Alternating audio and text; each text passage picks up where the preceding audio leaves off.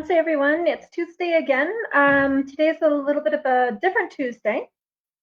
So today is March 5th. And so Namaste, everyone. I'm not sure if that first little bit got recorded, so I'm just going to start over. So my name is Chantal. If those of you who don't know me, are on my Facebook. Every Tuesday, I like to do some drumming and singing and sharing some songs and stories. Sometimes it's the same songs, sometimes it's different songs, as is necessary. I feel like whatever's meant to be shared will be shared on any given day. And so whatever you're meant to find, you will find as well. But today is a little bit different. Today is March 5th, and March 5th is it's considered Red Dress Day.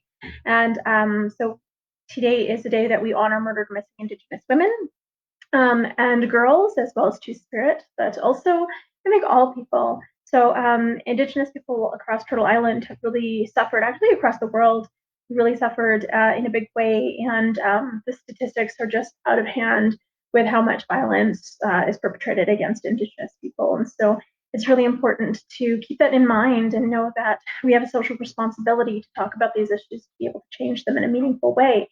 And so today I'm going to focus on some women's songs and some community songs. And also, just to start, because I want to be able to start in a respectful and honorable way, I wanted to acknowledge the land that I stand upon, because it's important to know where you are. This is the home of the Treaty 7 people.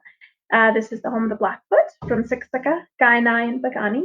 The Shosi Dene from Tsutsuna, and the Stoney Nakoda from Morley, which includes Chiniki, Bears Paw, and Wesley First Nations. We're also walking in the footsteps of Métis Region 3, which is why I proudly wear my Métis sash, to act as that bridge between Indigenous and non-Indigenous people. And so when we do that land acknowledgement, it's so important, because not only does it acknowledge where we are, but it acknowledges the history that's been here for thousands upon thousands of generations. So here in Calgary and Mohkinstsis, this used to be a huge area for trade and for coming together for ceremony, and it still is. We still have that energy of bringing everybody together. That's that confluence of the two rivers, which is what Mohkinstsis means. It means elbow. It's where the Bow River and the Elbow River meet at that bend, at that elbow, to create one.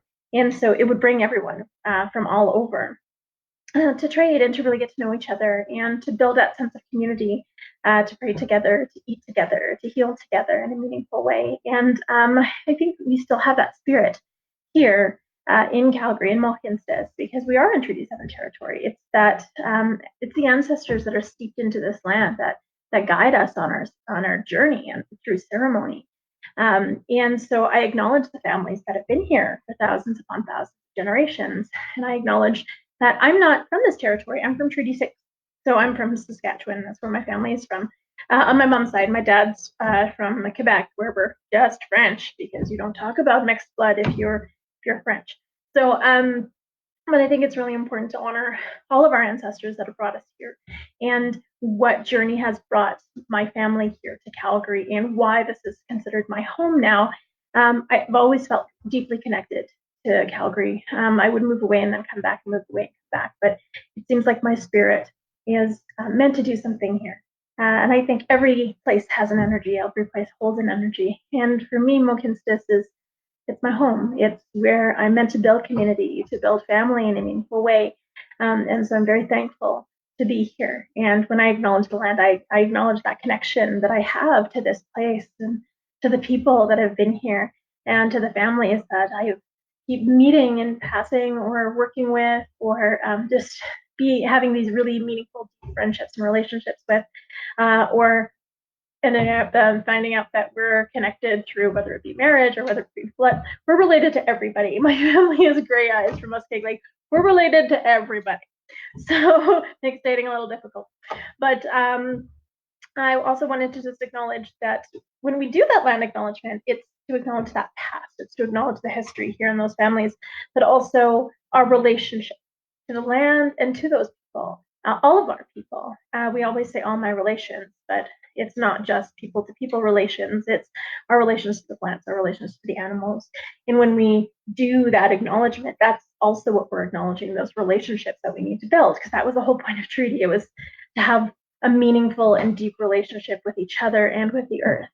And so now we're starting to see every time that land acknowledgement is being said, sometimes it tends to slip into those, well, we're just saying a script or those empty words. And so I think we need to dial it back and really create that deep meaning and deep connection to it. Because the people of this land deserve that, and we deserve that as we're all connected here. And so I wanted to just start, of course, with the Cree welcome song. Traditionally, when we sing songs, we sing in rounds of three to honor, or sorry, four to honor the four directions of the medicine wheel. But this we sing in rounds of three, and that's to keep the circle open and welcoming so everyone completes the circle today. Because in a circle, we're all connected. There's no beginning, there's no end. No one is greater or less than anyone else in the circle, just like in the hoop of life. So it teaches us to honor each other for those differences. Because if, of course, everybody was exactly the same, the world would not be the way that it is now. We need all of that diversity. We need the doctors, and we need the nurses, we need the scientists, we need the mathematicians, we need the homemakers, we need the designers, we need the artists, we need the teachers, we need all of those people. And when we're so separate in all of these little bubbles, sometimes we forget how interconnected we really are. And I think we're starting to realize that now. And so that's truly what this song means. It means welcome. It brings everyone into the circle. This is why we sing it in rounds of three, to keep the circle open and welcoming. It teaches us to really honor everyone's gifts and everyone's voices. And that doesn't necessarily mean that we're going to agree 100% of the time, but it's when we come together to find those compromises that's truly what makes our community strong and resilient. And so Mia Sin is from the Mapahau family from Sturgeon Lake Cree Nation in Saskatchewan, and they're from Treaty 6, so they're related, like third cousins. When I sing it, I honor that family for keeping the song and the meaning behind the song alive, which is that welcoming spirit to connect each and every one of us. And Nia Sin, it doesn't just mean welcome, it also means beautiful. I'm gonna stand up to sing so I can actually breathe.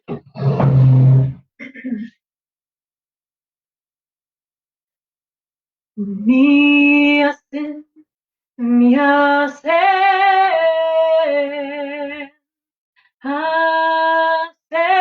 Semina, semina, epeita kute, wagomaga, ota, oma, itasino. Miasen, miasen, asemina, asemina, epetakude, iwagomaga, ota, oma, itasino. Miasen, miasen, asemina,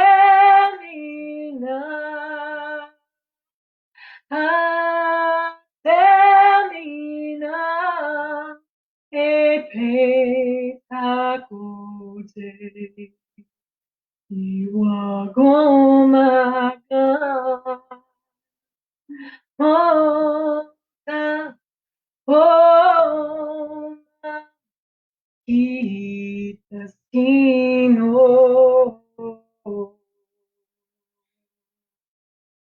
Hi, and welcome to the circle today, everybody. So I always like to with us smudge before we kind of get anything going. And so I have my smudge bowl over here where I have all of my medicines laid out. So I have the sweetgrass in the east. These are just my teachings, by the way. It's important for you to branch out and learn teachings from many, many different people in many different ways from many different nations because we're not all the same. There are different things that work for us and different things that don't. And so it's really important to just find what works for you in your own life and the things that really resonate and teach you what you need on your path. And nobody can dictate that. That's your journey. That's truly what you need to find out about the world around you. And so I can only offer what I know, and I definitely recommend many different elders and knowledge keepers to share what they know as well, just so you can find what works for you. And so that being said, with my teachings, which are Cree and Ojibwe, we have in the east the sweetgrass, which is for the mind. It's the men's medicine. It's considered the men's medicine because it's associated with grandfather's son, and grandfather's son rises in the morning. It's children's medicine as well. So the children are in the east because that's where we begin our lives, just like that's where we begin our day. In the south, we have cedar. Cedar is our connection to the physical earth. It teaches us how to honor the plants and the animals around us, but also honor our physical body, just to remind us that we're spiritual beings, but we're on a physical journey right now. So we have to honor and respect the land that we're on and all of our relations within that circle. So it's really about community in a meaningful way, but also about taking care of yourself, your body. And cedar is amazing for that. So I drink cedar tea whenever I'm feeling a little sick, and I feel a lot better. In the west, we have the women's medicine. We have grandfather sun in the east, grandmother moon in the west, and grandmother moon is connected to water. She's connected to the tides. And so it teaches us about our emotions, our heart medicine, which is water as well. This is why whenever we get emotional, we tear up because our emotions are so incredibly powerful. They have to get out somehow. And it teaches us also to honor women, honor that cycle as the life bearers, as the life givers, as the healers, but also to honor our emotions, because especially in our society now, we're told not to, but we really need to, because we have to honor every part of our being. Which brings us to the last medicine, which is tobacco. And tobacco is in the north. It's considered the spirit medicine. We don't actually take tobacco into our bodies because it makes us sick, because it's a spirit medicine. We pray with it. It just teaches us to really honor our connection that we have to Creator, honor the connection that we have to our own spirits, and trust that that air will lead us in the correct direction. All right, so today we're only smudging with sage, of course, because that is the women's medicine. Sometimes we do 4 direction smudge, but today we're only doing the sage, which is the women's medicine. I have a cat. I know, honey. Please don't. Okay. I'm gonna go have more food. All right. And so I have all of my sage. This is sage that was picked up on Noah's Hill. I'm looking forward to picking season soon. So in about a month and a half, it's going to be time to go pick again. So I'm very excited because I go through sage really, really quickly. But a little bit of a teaching about sage. You'll notice it's on a stem. It's kind of falling off right now because it kind of got squished. But when we pull it off the stem, it holds our energy, it holds our intention, it holds our prayers. And so when we gift it to someone, because you don't want to dictate how they pray, we want to give them the opportunity to really ask for what they need from Creator. And so we always leave it on the stem when we gift it to people. And that's just a creature. So that they can pray in the way they need to. Or if they end up passing it on, then that intention is for whoever uses that medicine. All right. A little bit more here. Awesome. And this is the Cree crunch, where you crunch it all together, and then this is the blackwood roll, so you roll it all together afterwards. By crunching it and rolling it, you actually create like a really good surface, and it smolders really nicely. So, yeah. There we go. And I typically prefer to use matches. In a crunch, I'll use a lighter, but I tend to like a little bit of more natural to light the medicine. There's no right or wrong way to smudge. It's whatever feels good to you. And if you wanted to, you could take off your jewelry, because metal holds energy, and energy is like intention. And so when we smudge, it's just about setting that intention for the day, setting that intention for ourselves, for our lives. It's about praying for balance and really honoring every part of ourselves and everything around us.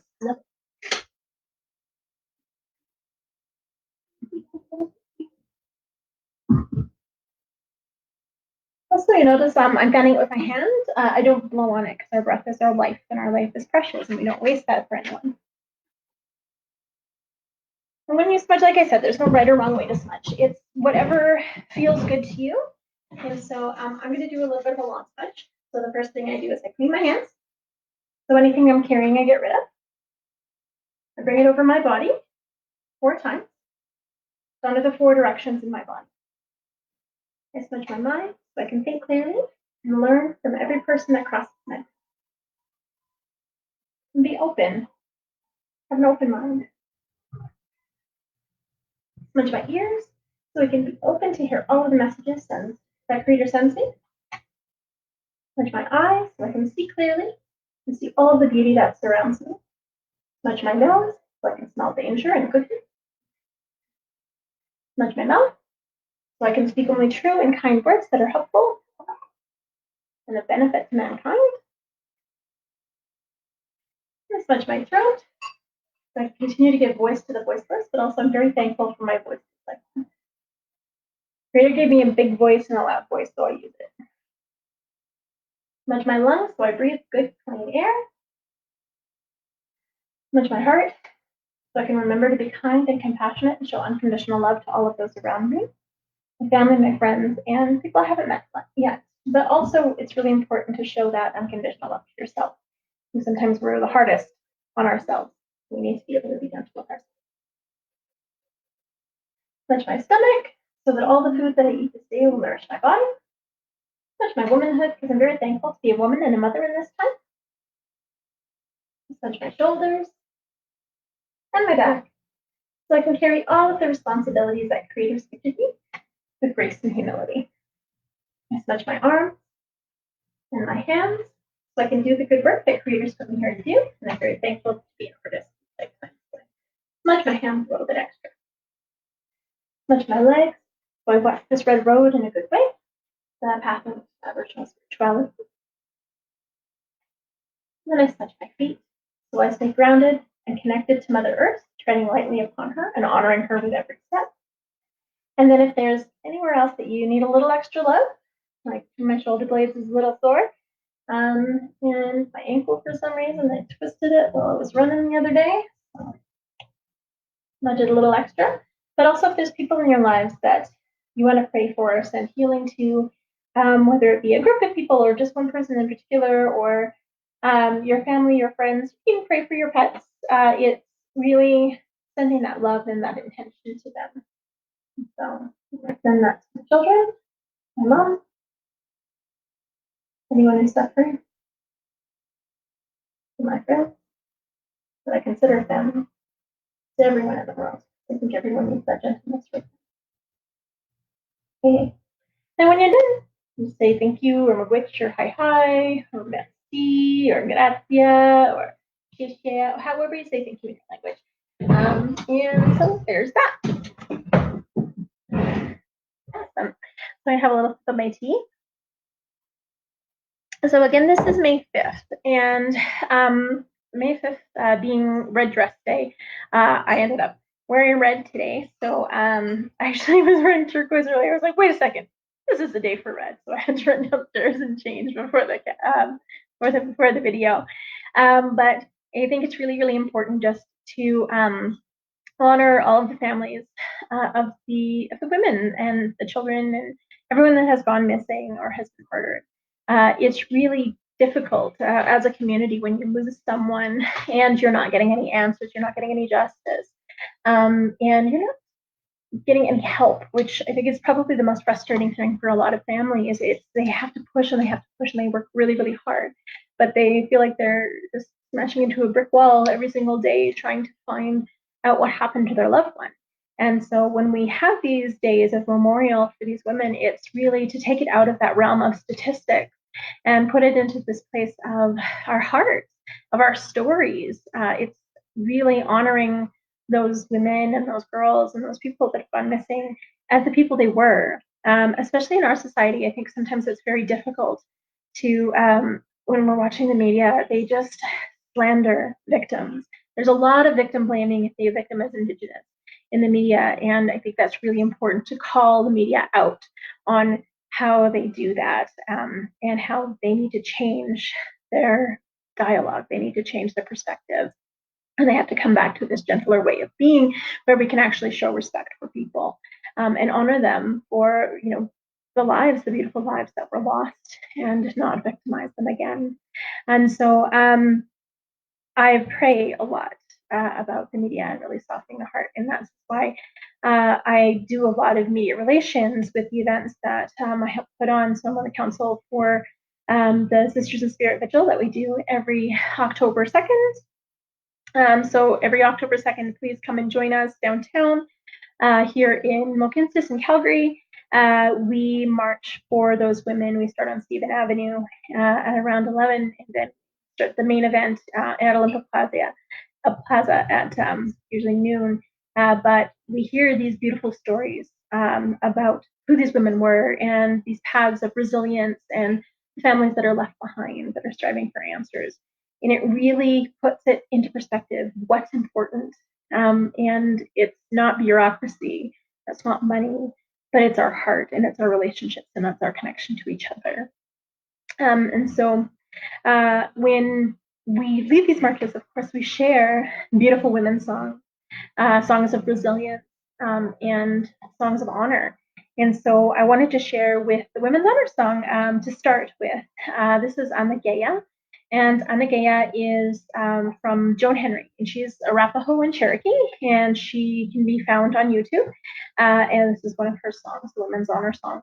And so I honor her for sharing this song. And I'm very thankful that I can share it and honor these women in a meaningful way when we sing it. There's a pulse in it, there's a beat to it. And as a woman, you can almost feel that it's almost like when you pick up a baby, you automatically rock.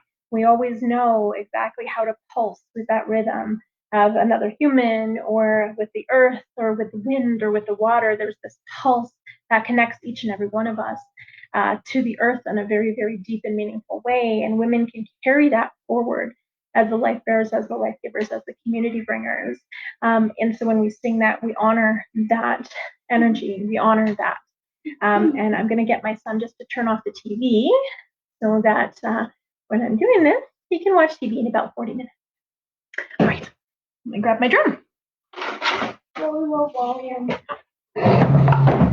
Awesome. So this is Anageya, the Women's Honor song. I'm going to move that chair so I don't whack it with my drum. But I sing it to honor all of those women that we don't have answers for, but also the women who didn't receive justice. Their families didn't receive justice. So when we talk about the numbers of murdered and missing Indigenous women, we hear the number 1,200 thrown around a lot, but those are just the unsolved cases. That doesn't count domestic violence. That doesn't count the times that they have gone to court but they've been dismissed or disrespected, like Tina Fontaine or Joey English. And so their families are still struggling for those answers. And so when we sing this song for those families, we sing for those women and for the memory of those women as those beautiful spirits and not as the way that the media vilified them. So this is a Women's Honor song.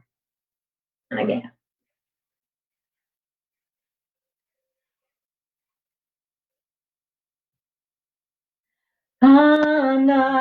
Anageya, weha weha, weha no weha, weha weha, weha weha, weha, Anageya, weha weha, weha no weha, weha weha, weha weha, weha, when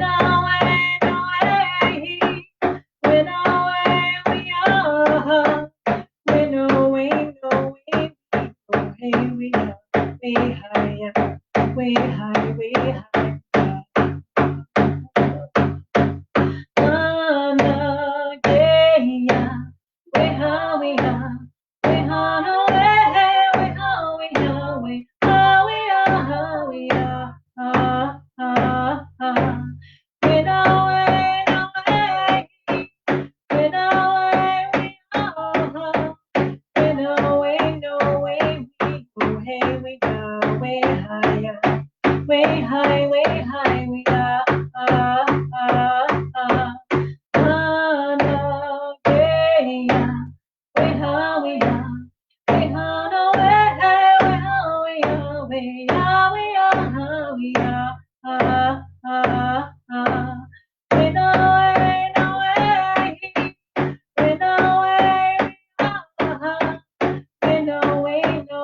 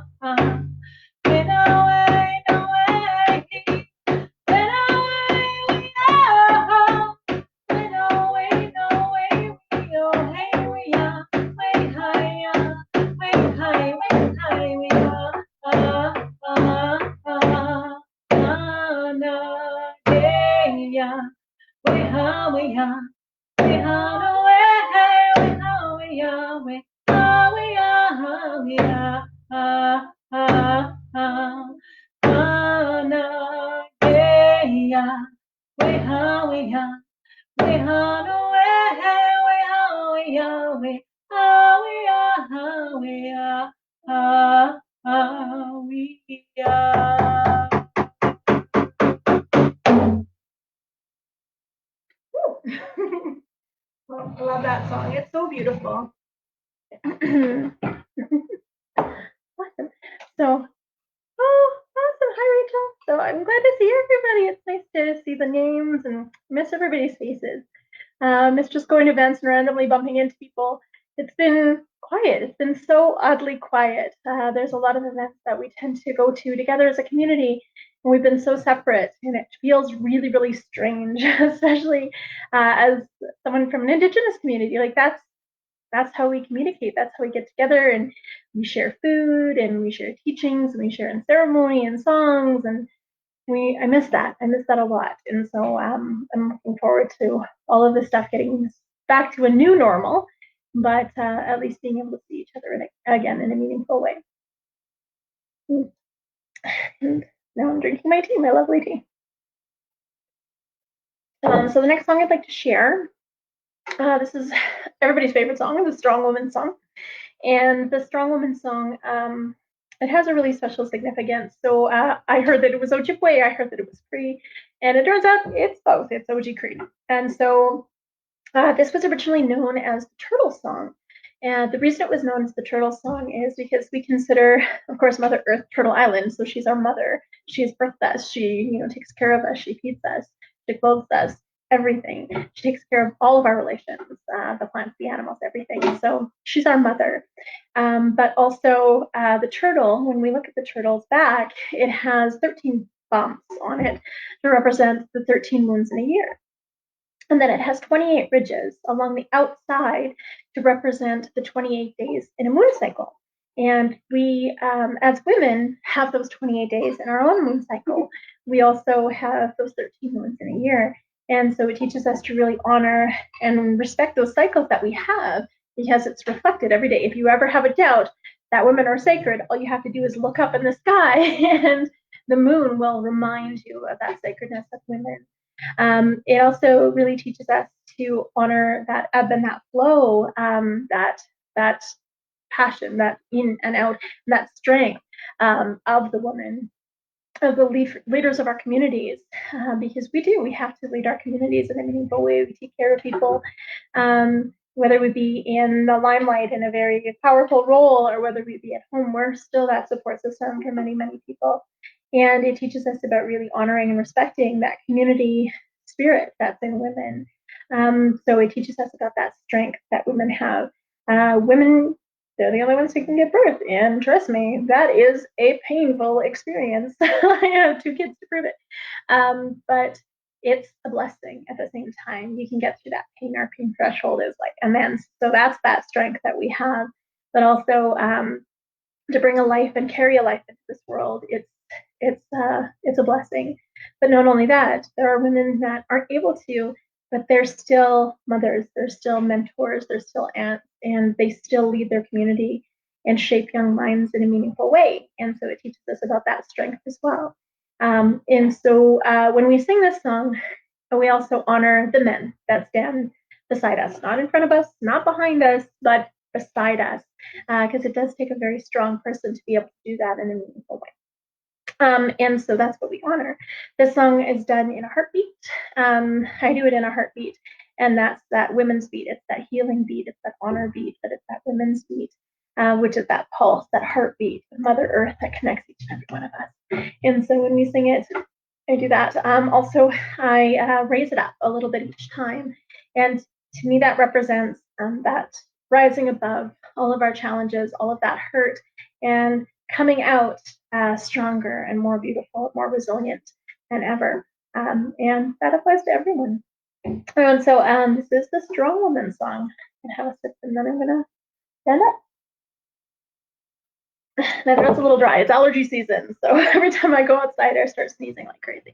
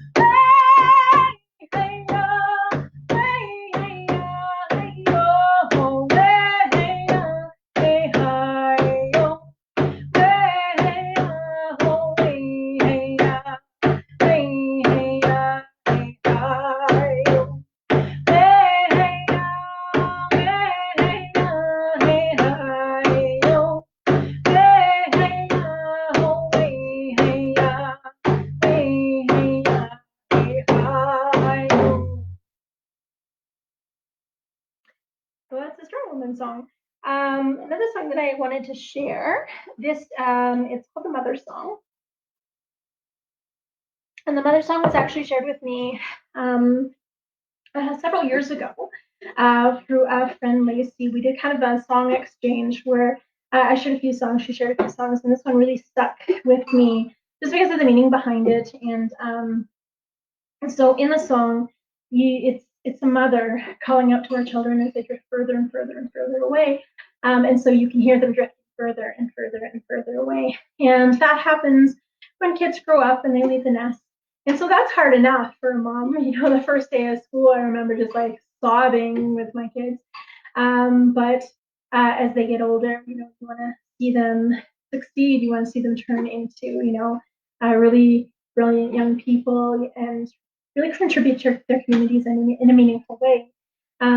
But unfortunately for us, there's a lot of women that didn't have the opportunity to be mothers, whether it be due to the residential school that ripped a lot of the children from that opportunity of being raised with their families, with their mothers, with their grandmothers. It also teaches us, my son's just getting home, that's really distracting. Oh my God. It also reminds us of the 60s scoop, where a lot of women they lost their kids and lost contact with their kids. And the kids are finally starting to come back, as adults and really realizing the communities that they missed out on, those families that they missed out on, that unconditional love and that real connection that they missed out on. And their mothers missed out on that opportunity to show them those things. And even now, we have so many women that are losing their children to the foster care system, to the social system. And it reminds us of those women who are really, really struggling. I mean, we're going through all of this intergenerational trauma. I was really blessed because I was able to break that cycle of abuse within my own family with my own children. And I pray for all of those women who they need that healing, they need that strength, but they also need to value who they are as women, as others, as people who deserve love. We all deserve love, and the song really honors that. It honors that connection that we have to each other. But as that child drifts further and further and further away, it shows the mother's anguish as we attempt to reconnect and bring that family member back in. And so I try not to cry when I sing the song, but it's hard. And so this is the mother song, and this is Nanishnabe.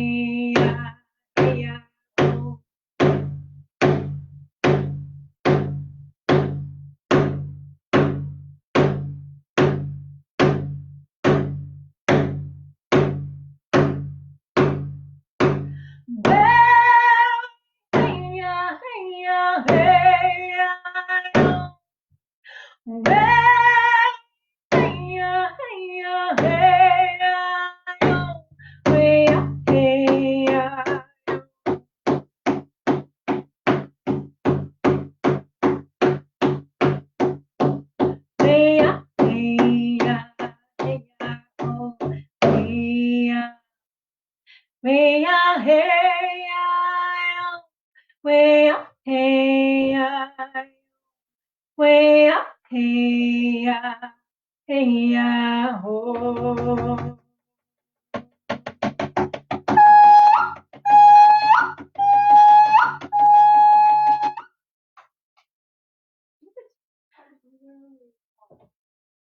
So it's a sad song. My son's like, I was sobbing. I'm like, it's a sad song. Another song that I like to share is the Women's Warriors, of course. And in it, there's a story behind it. So it teaches us about the value of women as warriors. And sometimes when we have this vision of warriors, we think of people like, charging into battle, slaying people, but it's not that. To be a warrior stands up for what's right. They stand up for what's true and right in the world. They, honor the teachings of their ancestors and they fight for those teachings. They honor all of the family members around them. There are so many warriors that are, in going into social work. There are all these Indigenous women that are transferring into social work, and because they want to honor and bring balance back to our communities, and so it's a beautiful opportunity for them to really give back in a meaningful way. A warrior is also someone who just stands up for what's right. So every time we lead those marches for murdered or missing Indigenous women, the warriors are the ones that are leading those marches. They're the ones that are putting things together. They're the ones that are on the front lines, making sure that these families are taken care of. There are so many incredible, strong warrior women, in all of Canada, on all of Turtle Island, that you wouldn't even know of. They're not on the front lines necessarily, but they're the ones that are actually making those changes. They're the ones that are taking care of the families that need it. They're the ones that are standing up and raising other people's children, because those children don't have those opportunities, or maybe they've lost their mother because of them being murdered or gone missing. It's those grandmothers that are raising their grandchildren because their daughters are gone and no one knows and nobody has any idea or no justice for what has happened to them. Uh, those are also the warriors, the grandmothers that they stand up for their community and they make sure that their community stays together. They keep the peace in a community. Those truly are those warriors. So a warrior is a gentle warrior. It's someone who just says, that's not right. I'm going to do something about it, whether it be in a gentle way or whether it be by leading marches or whether it be by stepping in and just taking on some of that responsibility so that other people can thrive. That's truly what a warrior is. A warrior is one who fights for their community in a meaningful way.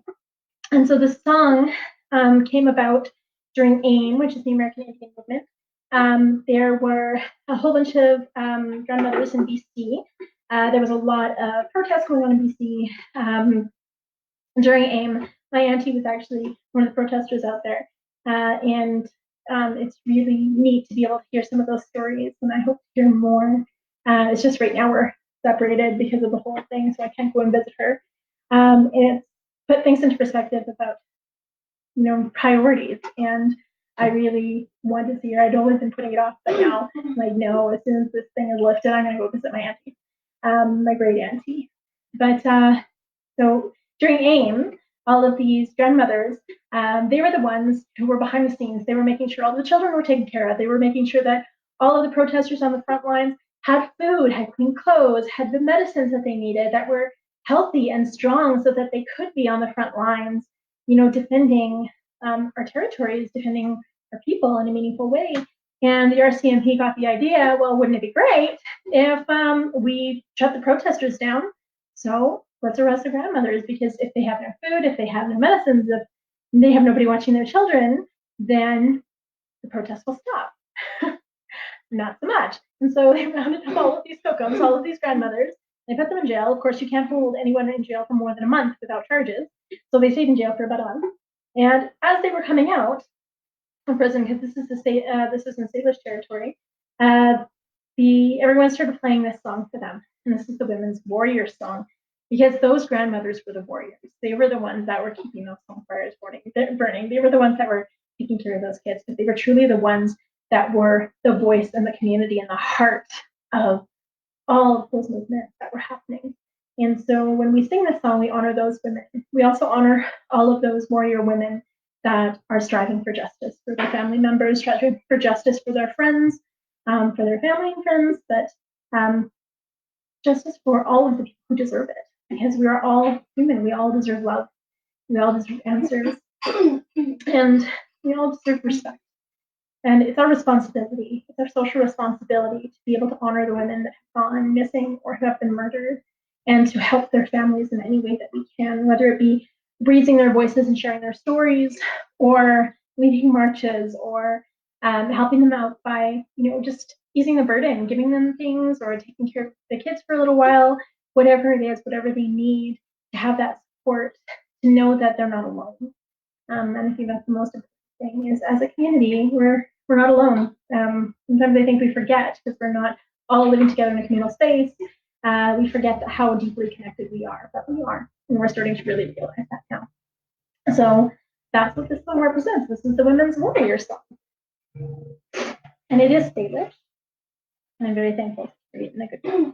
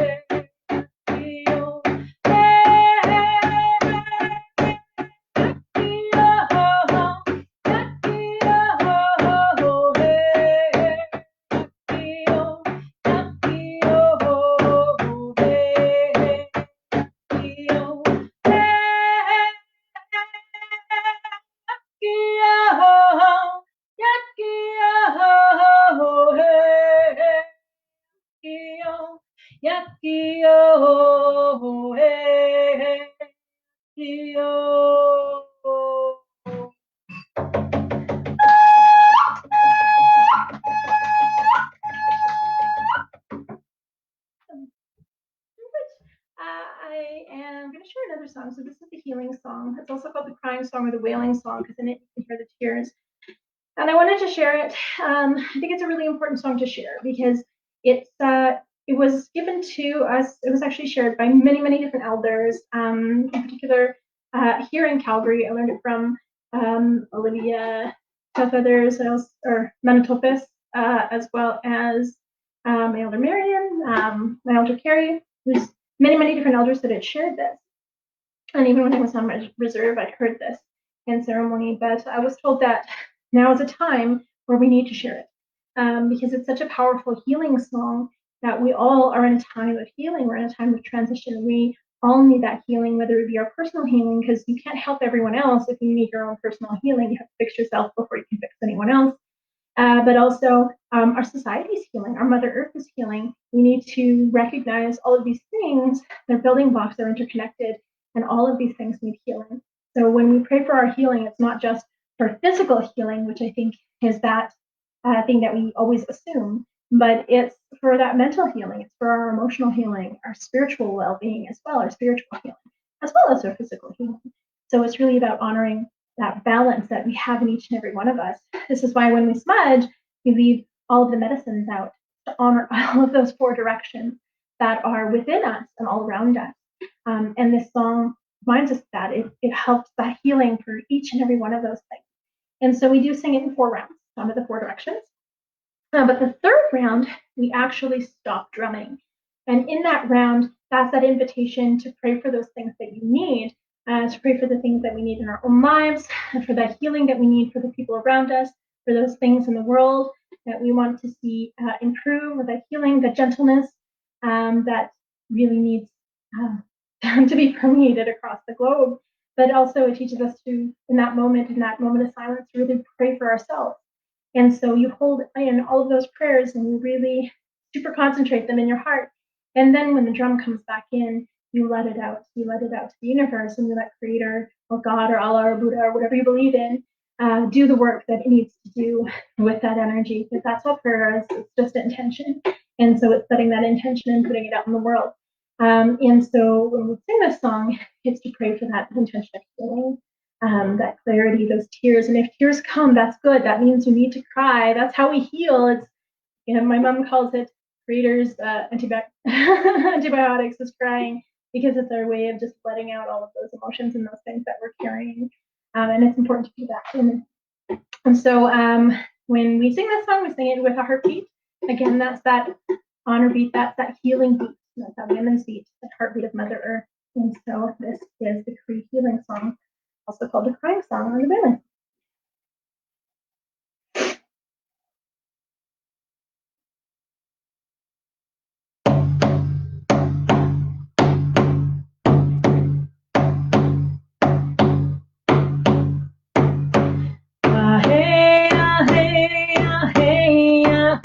Way high, way high, way high, way high, way high.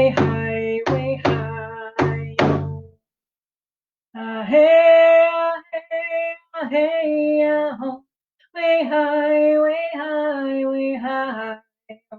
Way high, way high, way high. Way high, way high.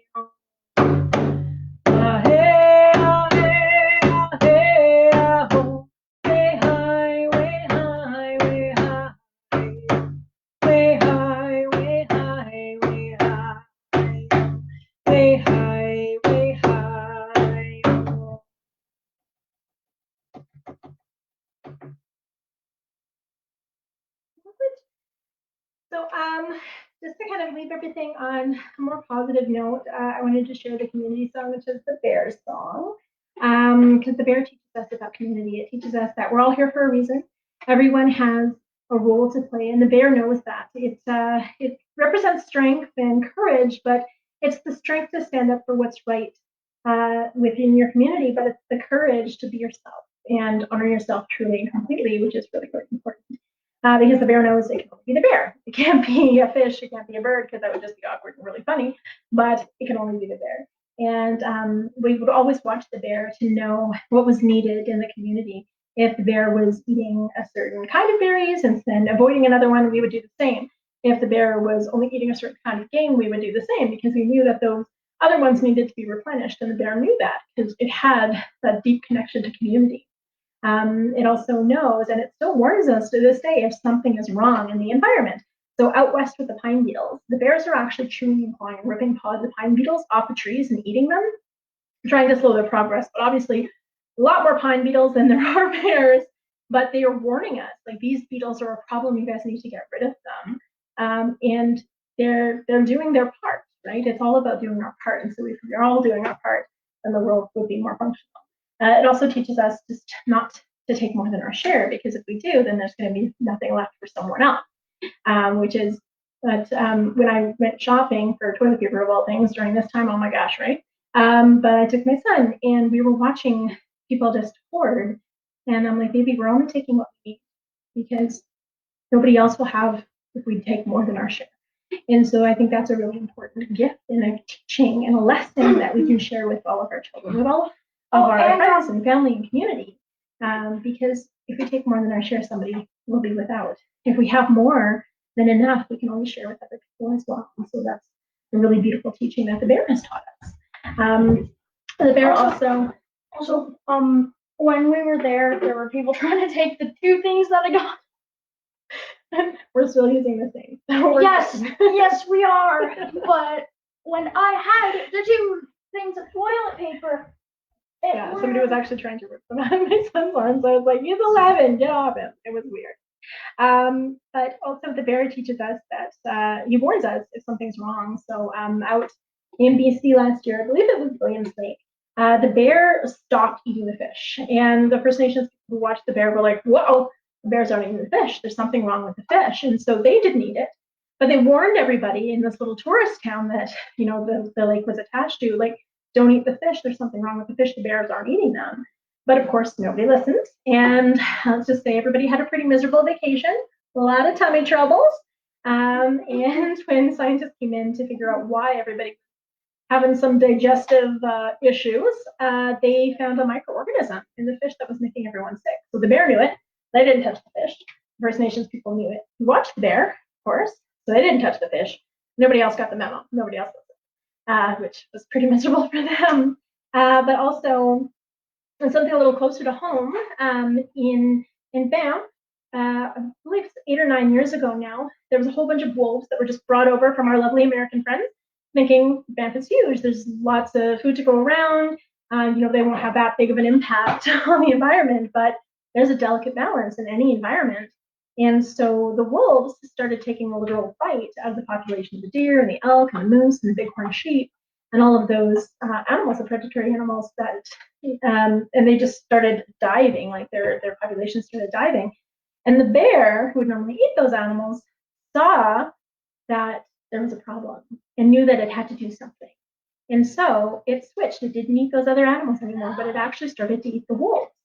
And by doing so, not only was it protecting those other animals for seasons to come, but it was also sustaining itself. So it teaches us in our own lives that sometimes we have to do that as well. We have to step up and do things that might not be comfortable, but for the betterment of our community. That's what the bear has taught us.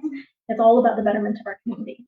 And so when we sing this, it teaches us about honoring everybody in our community, reaching out to people who might need help, people who are suffering, to those families of the murdered missing Indigenous women that are striving for justice. If there's something that you can do to help, whether it be just sharing their stories or putting them in contact with people who can help them out with resources, or stepping up and just representing them in with an MLA because they're not comfortable enough doing it.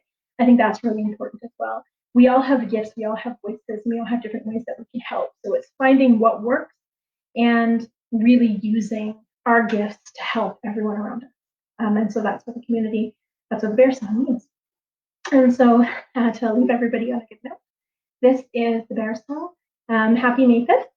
I don't know about happy, but yeah, just remember May 5th is Red Dress Day. It's a day where we honor murdered missing Indigenous women and girls and Two-Spirit people, but also where we need to honor each other and those families that are hurting. And so this is bear song.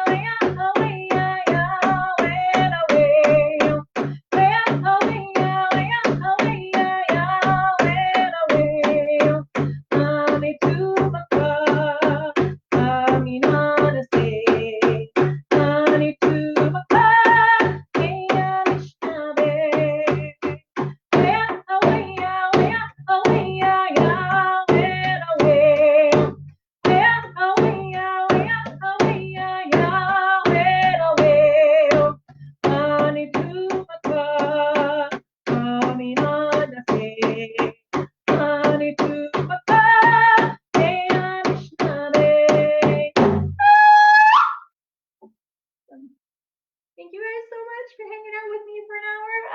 I will repost this on my wall so it's there, and I'm going to try and figure out a way to download it so that I can actually stick it up on YouTube. I'm still trying to figure that out, but I think it's really important to do so. So hi everyone, and miigwech, and please do reach out to those families that need that support, not just today, but all days, because I think it's really important to do that.